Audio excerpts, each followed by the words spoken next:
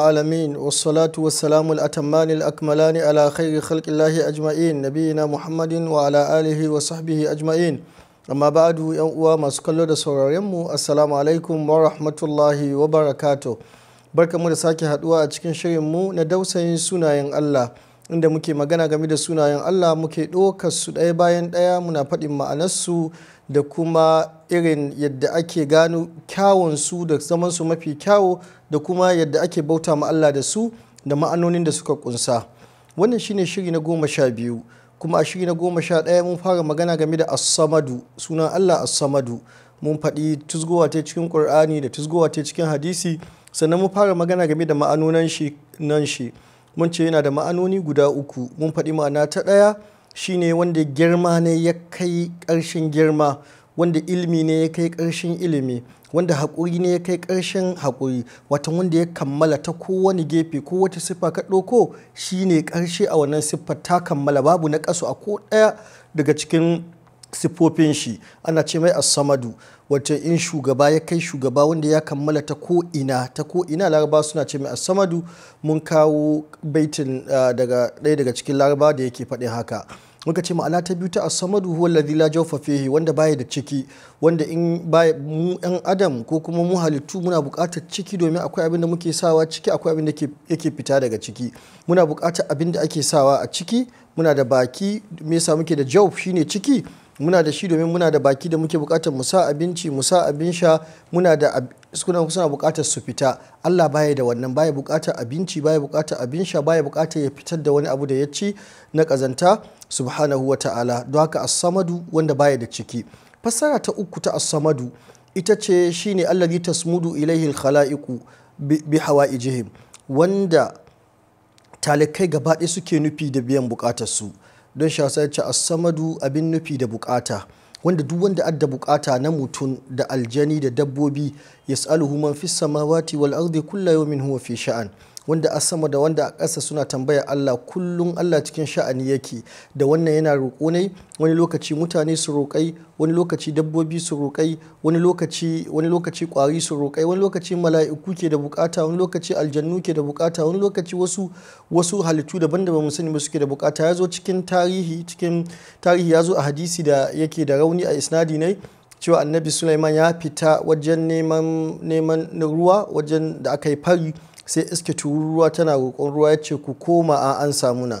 Wata da muke bukata ga Allah haka tururuwa take bukata ga Allah, haka sauran halittu suke bukata ga Allah. Wannan hadisin bai inganta ba. To in shine as-samad wanda talikai ke nuhi da bukata, malamai sun ce wannan sunayen sun haɗu gaba ɗaya ga Allah. Shine shugaba wanda ya kammala a shugabanci ne, sannan shine wanda baya da bukatar ciki domin baya bukatar ya ci ko ya fitar, sannan kuma shine wanda talikai ke nufi da bukata domin kammala. In wanda ya kammala shi ake nufi da bukata ko a nan duniya, wanda ya kammala yana da dukiya, yana da haƙuri, yana bayarwa, yana da kyauta, shi mutane ke zuwa gidanai suna neman bukata, amma mutanen unguwarsu ko mutanen garinsu ko mutanen da suka san shi kuma Allah man fis samawati wal ardi, wanda a sama da ƙasa gaba ɗaya suke bukata. Don haka kammaluwa ta yi watan siffa ta farko, fassara ta farko ta as-samad da muka ce ya kammalu ne ta dukkan siffofi na kyauta da baiwa da bayarwa da ilimi da girma. Shi yasa siffa ta uku watan bayi suke nufi ne da bukata, domin ana nufin wanda ya kammala ne da bukata. Akwai wani hadisi cikin sunan Tirmidhi daga Imran bin Husayn radiyallahu anhu, ya ce baban shi Husayn ya zo inda annabi sallallahu alaihi wasallam lokacin bai musulunta ba. Sai annabi sallallahu alaihi wasallam ya ce kam laka ilahan aw kamta abudu ya Husayn, sai ya ce sittatan fil ardi wa wahidan fis sama'i. Annabi ya tambaye ya kai Hussein me kake bauta ma? Ya ce abubuwa 7 nake bauta ma, 6 a ƙasa 1 a sama, 7 kenan. Sai annabi ya ce mallaka fi ragabika, idan kana da bukata kana da kwaɗan wani abu cikin su kake roƙo? Sai ce man fis sama'i, ya ce wanda a sama. Ya ce wa mallaka fi rahabika, idan kana jin tsoron wani abu kana nema a kare ka, wa kake tsoro? Ya ce wa kake roƙo? Ya ce man fis sama'i, na sama. Sai annabi sassa ya ce utrukul ladhi fil ardi wa abudul ladhi fis sama, ka bar wannan da a ƙasa, wa'annan da ke bauta ma a ƙasa ka bar su, ka bauta ma na sama. sai kuma yan musulunta. Wani hadisin ya zo cikin sunan Tirmidhi ta hanyar Shabib bin Abi Shayba. Imam Tirmidhi ya rawaito shi ta hanyar Shabib bin Abi Shayba an al-Hasan al-Basri an Imran bin Husayn.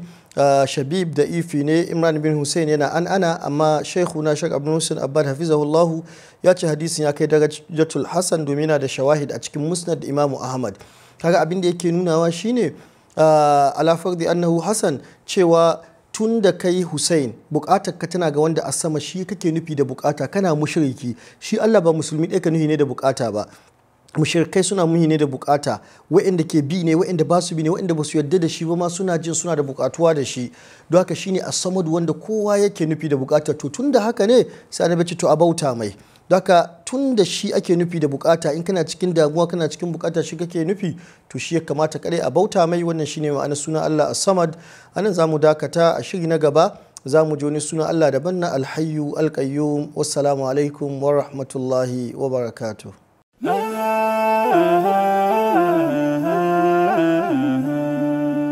Haske mai leƙa gidan kowa Afirka TV. TV3 tafarkin rayuwa.